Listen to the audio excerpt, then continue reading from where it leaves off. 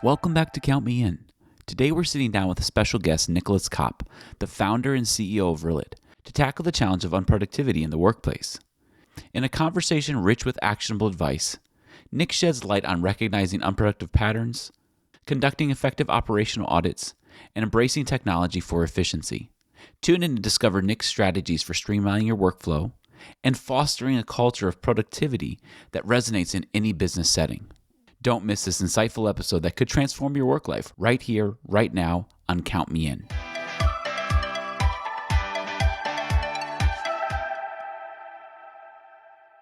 Well, Nick, I'm really excited to have you on the Count Me In podcast today. And we're going to be focusing on a lot of different things. But one of the main things that, as you and I were chatting about, was unproductiveness, especially when you're starting a business, you're getting into business. And maybe we can start by talking about some common signs that indicate that your business is kind of stuck in an unproductive routine. Yeah, great to be here. Excited to chat, Adam. So there's a fair few signs. Obviously, depends a little bit on the size of your company and a team as well. One indicator that I always found helpful was purely measuring sort of at a very operational level, how many meetings are being held.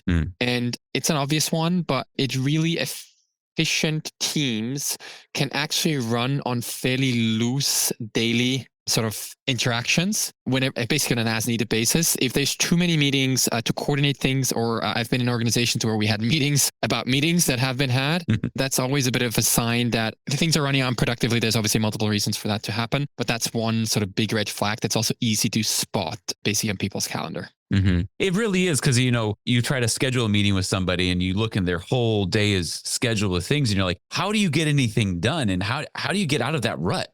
Yeah. Exactly. And then it's funny also to see then it's essentially productive or highly functioning, well executing teams get things done very quickly, right? That's one of the parameters. Obviously the quality needs to be high too, but get things done very quickly. And it's just a simple sort of math. If something only can get resolved with a meeting 4 or 5 days down the line, you just by nature lost a whole week of something that could have gotten done within 24 hours. And that makes you 5 times slower by default. So obviously, that's a simplistic example, but it's really a tell sign if there's just too many meetings and calendars. For sure. So let's say somebody's listening to the beginning of this conversation. They're like, oh, wait, I have a lot of meetings. And one thing that when you and I were talking about is something about like a process audit. And a lot of times people hear the word audit, they think, oh, no, taxes or things like that. But, a process audit of your daily operations is something I've heard you mention before. Maybe we could talk a little bit about that. Yeah. And I've done this myself, and I've seen many of my colleagues and teammates have done this very successfully, is simply audit where you spend your time. And that can span either within sort of what you consider work hours, or sometimes it's also interesting if you actually encompass on the topic of work-life blending and maybe not the traditional work-life balance type of view on things. It's as things blend, like really audit your full day where you're including maybe how long you sleep. And then probably most interestingly, within the sort of these most productive work hours, take a look, obviously, where you're spending your meetings. That's very obvious because that's already in the calendar. And then what I see, for example, just very recently, one of my colleagues do is she would go in the calendar and add slots for every conversation she's had, for every action she's taken. Obviously not as small as like I wrote an email or like a Slack message, but like I spent 15 minutes talking about this topic because that person had a question. I spent 45 minutes reconciling a balance sheet item, because there was a question by a customer or something I had to run to ground. So long story short, like what then happens, you basically have a week, for example, worth of blocks where you have it in meetings as well as where you spend your time. And you only need to do it, frankly, for 1 week, maybe 2, just to get a bit of a more representative data, but it's not that much effort. And you have a very accurate picture of where you're spending time. And that sometimes can be quite jarring actually to see. And from then on, again, once you have the data, we're all like sort of finance folks are all like data minded people. So we can all then make decisions on how to change from there. So what would be that first step? You've done your audit, you look at it and you're like, okay, I need less meetings. I need to do this. I need to do that. But what's that first step that you can take to kind of make that change? Because you may do the audit and it may be good for a couple of weeks, but it's probably easy to fall back into your old routines as well. 100%. And it can also be, while I again, it's actually quite straightforward. The audit itself may already sound like, oh, that's a fair bit of work. It's actually quite easy to do if you do it like in real time after you've done something. So Mm-hmm. that's a good starting point. But then after you've done the analysis of where you're spending your time, the often default reaction or our rational selves would say like, okay, where's the highest ROI basically of where should I go like tackle a problem? And what I sometimes find, that's obviously one way of doing it and probably the rational thing to do. We're all humans and sometimes can act not fully rationally. And what I actually like to do is like almost what is the smallest, not ROI, but the smallest investment on my side to start making changes. Mm. And where am I naturally drawn to? And that can be as simple as what is a good example? For example, for me, a lot of my job revolves around communication and messaging, and I do a lot of my emails, or used to do a lot, like just in throughout the day, and it's just like you just get torn apart by like an email here, an email there, and you're jumping back and forth. And that was a very easy change for me to make to maybe switch off my inbox or notifications for just 2 hours a day. And during that time, I could then do other things and kind of get back to my emails and 2 hours later. Mm-hmm. So, and the point of that example is like the action I had to take was actually only like search for my notification box and switch that off as an example. Maybe not the highest ROI of all tasks I could be doing, but at least I'm making change. And so I want to just encourage people to think of the mindset of like, where is it easiest to start? Because little progress over time also compounds versus always going for the biggest ticket items. That makes sense because a lot of times when you're doing some sort of an audit or you're looking at things, you always want to tackle the biggest one first because it seems like the lowest hanging fruit. But then in reality, it's a lot of other small items that become the big fruit and that impact you greater. But it's hard to see that when you're looking at everything. Yep, exactly. Now, are there instances where you've been able to utilize technology or new technology to kind of help with your daily routine and help get things out there? Because a lot of times people see technologies and they say it seems like a good idea, but actually implementing it is a whole nother, seems daunting at times. Yeah, sure. And there's so like we get bombarded by like new tools, new apps. And so for me, and again, it depends a little bit on the role that I think people have in the day to day, what technology is really applicable. Maybe one thing that all of us do is email. And so harping on that point a little bit, because communication is just important part of all of our lives. So I am, and not trying to, we share common investors, but like I don't have any special affiliation with that company. But I started using Superhuman, which is an email client on top of other email clients, and it's literally just a skin on top of whatever email client you use with better UX UI. And that helped me personally as maybe a very specific tip. If you're probably sending more than 10 to 20 emails a day, it's which probably most of us do. And I should say maybe say externally facing emails too. Like if it's just internal, it's maybe a little different. It's a really helpful tool because the UX UI is just the cleanest I've seen of an email client. It's all shortcut enabled and you can sift through your emails very quickly. And then the other thing, and some folks like to organize their to-do lists on actual pieces of paper to-do lists or the digital version of it. Some people like to organize to-do lists with calendars, calendar blocks and things like that. I'm in the camp of that last camp, which I think a fair few people fall into, where I like organize my to-do list through email. So basically I have tasks as emails basically. And Superhuman is an excellent app. If you think like that, if your task list is essentially your inbox, it makes it really effective. And I don't know, it's hard for me to quantify, but I can't go back to Gmail and the old clients after having used that tool. So that's one very specific one. I can talk about more if that's interesting, but I'm sharing that. Yeah, that is really interesting because it's a practical application. People may not have heard of that before. I haven't heard of it before, but it's something I already Googled while you were talking about it because I want to read about it later. But it's things like that I don't think everybody's aware that new technology is just another tool to help you do your job better. Yeah. And I think we get overwhelmed by technology because it might be new, it might be foreign, you're not sure exactly what it looks like, but it's taking that risk of saying, hey, I'm going to try this and see if it can be a better tool for me, but it's hard. Yeah, it is definitely hard. And and the risk is like, it's also had like, for me personally, I'm not sure how other folks feel, but for me personally, it's very much the learning curve. That's a little daunting because as simple as the tools are, there's a process change that comes with it. Like you used to do something like 100 times a day a certain way, and then now you need to do it differently. And then you kind of don't know if it pays off or you need to undo all the work that you've done. So I've personally, even though I run a software company and should theoretically be at the forefront of all technology out there all the time, I've been pretty selective in terms of tools that I implement that have been socially vetted. And then when I do, I go all in on them and really try to make the most use of them. And that's sort of, I'm not necessarily jumping on every shiny new object. I usually I'm probably in the mid curve of adoption of all users out there. Yeah. Well, and sometimes you want other people to use it first and work at all the kinks before you try it as well. Yeah, Yeah. exactly.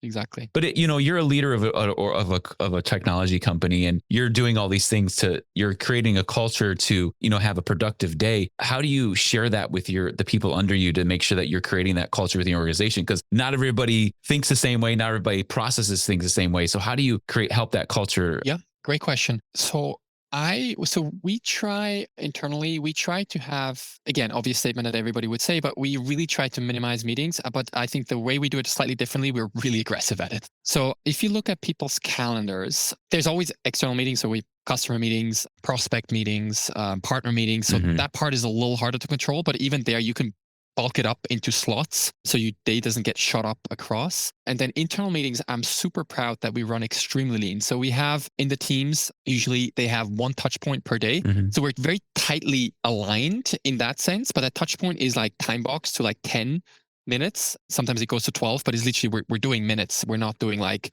blocks of like, half an hour of like so forth. Like it's literally time box to minutes. So everybody has the second to like for, I don't know, that's 30, 45 seconds of speaking time for one person in a specific team to align on certain things and like share out what they're doing. So we have that common touch point. And then the rest of the day consists of, in terms of internal meeting, usually ad hoc meetings and huddles and like quick type of things. And so what that brings in terms of culture into the team, everybody has a fair bit of freedom to create their own work rhythm style of like how they get stuff done. And they're not like blocked by like corporate or like team culture and structure of like certain like meetings or ways of doing things. And that in itself enables everybody else to kind of pursue their own paths a little bit, because I do appreciate everybody's slightly different. Yeah, I like that. Because you can't think that everybody fits in the same box. Like a lot of the complaint about traditional Western, education is everybody has to sit. The classroom looks exactly the same it did 60, 70 years ago, and there's not any evolution there. And so I'm a big proponent of everybody kind of thinks differently. So I think it's really great that you're allowing people that space, saying, hey, this is what we're doing, but you have that space to kind of figure out your own way in it. Yeah, exactly. And all the communication kind of then around that happens ad hoc and on people's own schedules. And, two people may collaborate. The way they collaborate is different than with other two people. So that just gives them enough freedom and space to go live that own style. Yeah. And I wonder, how would you apply that in like a more traditional corporate, so sometimes there's more freedom in certain office areas. Everybody's sitting in cubicles. It's harder to kind of have that atmosphere. What advice would you give somebody who's in that kind of, cubicle kind of space and they're trying to create a different culture? What advice would you give to them? Yeah, it is a good question. So I do think so culture does come from the top / like by the company often. So as much as I'm going to get to smaller tips shortly, but of course, if you really feel hamstrung by sort of your surroundings, I'm not encouraging people to I guess I am, but like I think it's very much a fundamental question of that you can already suss out in the interview process, frankly, of how people operate and work. So there's a bit of like, I think be realistic in terms of, if you like the job for other reasons, be realistic in terms of how much change you can affect if it's really dictated by sort of the what. And I've been in these organizations where you just have people around you and this is the way things get done. It's really hard to change as an individual. Then if you kind of click one level down into the circle of what you can influence, because that's what we should always focus on. But for more drastic actions, I usually try to create, I guess on the same mantra in these situations where I was in, where maybe corporate culture was not quite aligned with how I used to operate and didn't quite have the freedom to make the changes and improvements that I wanted to do. I just carved that within what I really could influence.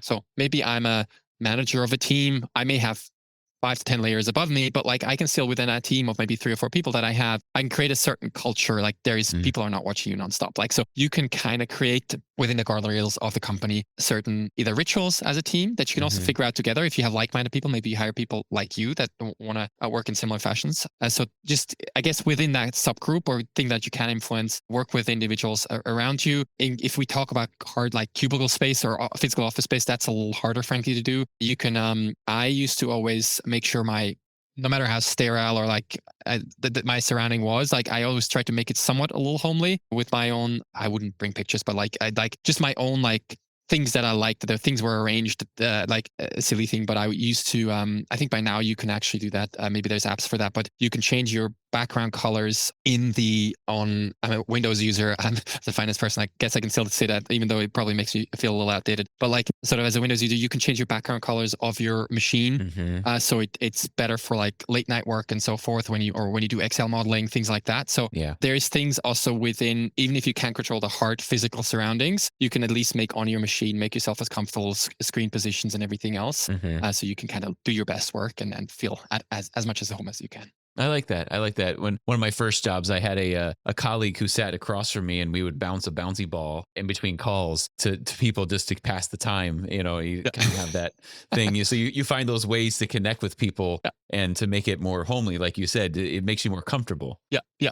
No, that's amazing. Actually, that triggers a thought too. Is like you're not like chained by your desk, right? You go Hmm. outside. I used to go with my colleagues. We used to go out for walks around the building. We had our little routes, or like I don't know, is it the coffee shop you like nearby, or something? That's always fun too. Just to kind of break out a little bit Hmm. of that daily routine. Yeah, I like that. And I think all of those things that we've been talking about, kind of going back to what we started with saying, that unproductive routine, if you're doing those little things and those little changes, it kind of helps break you out of the routine that you were there in. And if you're happier, if you feel more comfortable, that helps with productivity as well. 100%. 100%.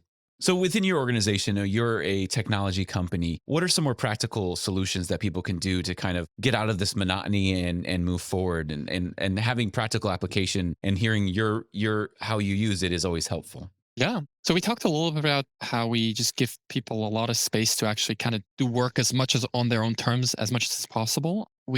In terms of how we operate, yeah, so we're a hybrid company. So we have offices, or sort of like local headquarters, but also work very much remotely for some individuals. And so in terms of tooling, we use, like many tech companies, we use a tool called Slack that is sort of has become like almost a water cooler type of situation. Okay. And I've seen it as companies go to really large scales. It's too much basically. So I think there is some optimum at which you pass it, but like probably until maybe 500 to 1,000 people, it can really be helpful where you have different channels on different topics and people basically exchange thoughts there, and so forth. So that's something that's basically became our sort of mini town square basically of Rillet. So that's an important one to just stay closely aligned on things. And then another one, and as part of that actually as well, I should mention is we have a team culture, and that's maybe folks can implement that in their teams as well, or even as they're working. Is it's very much written, a culture of written communication, and the writing itself. And there's many studies on this, and no PowerPoint decks at Amazon and stuff like. So I don't want to necessarily take it that direction. It's more like very practically short term. If people can clearly articulate their thoughts in a few bullet points, we usually Hmm.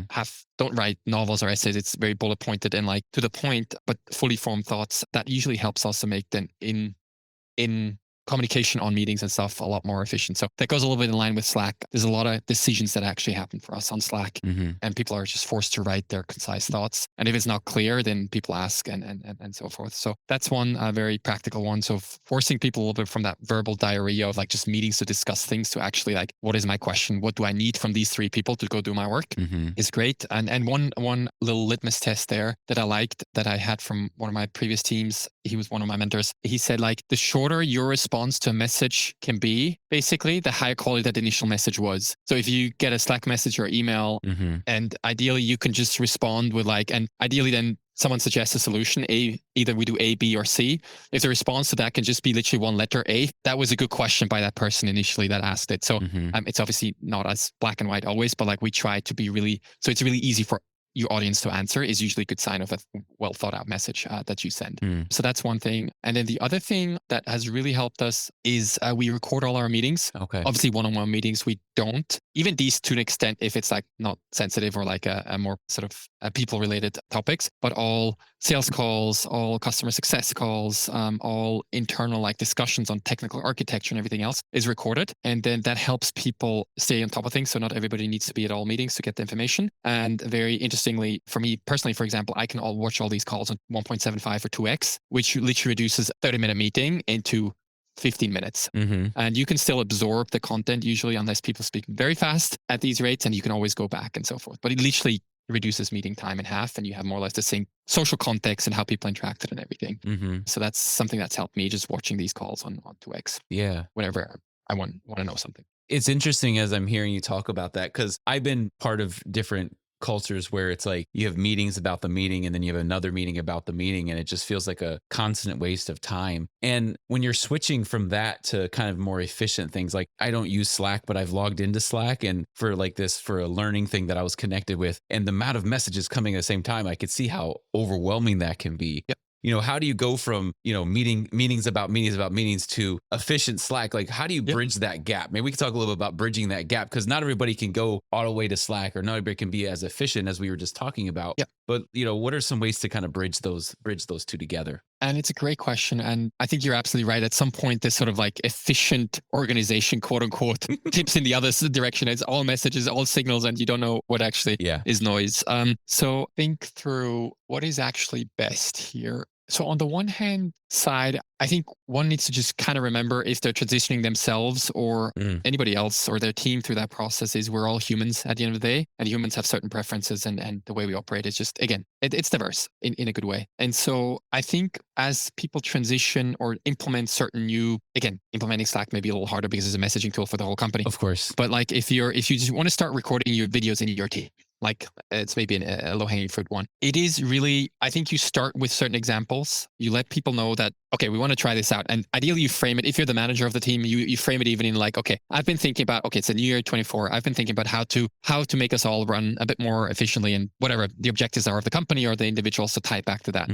Then subtext of that is, as a first thought, I was thinking of introducing that we record some of our videos so people can watch, and not everybody needs to attend every meeting. I've been selecting, I don't know, these three type of meetings that would lend itself most to this, and let's try it there and see how it works. That's sort of the framing I would put on, where people, you give people the reason as to, again, we're all human. We want to know kind of why certain things are happening and in what context are things going on. So they can also subscribe to that and help further that sort of narrative and initiative, but also they feel very much bought into the journey and realize it's a test. And then you can basically raise your hand. And I would literally, when we change something in our own internal process, I would literally then survey people either on the spot, like literally put people on the spot. So it's really becomes a team effort, or then you can send anonymized surveys afterwards to really that people feel like this is a test. I'm part of that test. I can contribute, help shape it. And usually the results then get 20% better with everybody input. And then, the process has also helped further the buy-in into the process. So, and not just rip out the process fully and just bulldoze it in on the other side and change it. So Yeah. it's really, I guess a long-winded way of saying is like steady, slow progress with maximum buy-in and genuine buy-in. Like you actually want to hear from your team, or you want to work with your colleagues so that transition goes smoothly, is critical. So that human element of it.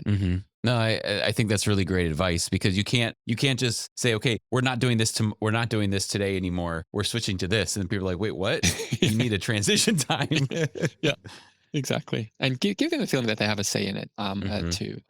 I think that's really important. Yeah, because sometimes I notice, like, I'll be invited to a meeting, or I'll see somebody else in a meeting, and they may say one thing the whole meeting because their input was needed toward the end. And so going to what you were saying, Yep. you could have recorded that meeting. Yep. And then say, hey, so and so, we had this meeting. Take a look at this recording. Here's the question we have for you. Yep. And they can watch the meeting to get context and get you back a question, half hour later or whatever, after they've had a chance to review it. Yep. But finding more efficient ways to connect with people, and not necessarily having to make them come to every single meeting. Yeah.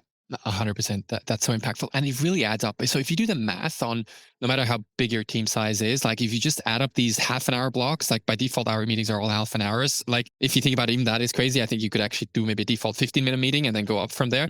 But like a lot of calendars by default schedule half an hour meetings. Some of them are even an hour. If you just multiply the amount of people and costs for an individual meeting, it racks up quickly. And it's really actually nice to see if you start being more efficient, you literally save days on days of individual people's time. I mean, one thing I started doing in Outlook, I put my default to 25 minutes. Yep. And there's never an hour, and it's like in my hour meetings are 50 minutes. So I'm like, if we can't get this done in 50 minutes, that's awesome. We can't do that. But it gives people, first of all, you need breaks between meetings. You can't just go from meeting to meeting to meeting. But also it's like, you don't want to give that feeling of, hey, you're going to be here for a whole half hour, and then you have another meeting starting at the next hour. It's terrible. You got to give the balance. And for me, it's helped me mentally just saying, oh, I have a small break between this meeting. Yep. 100%.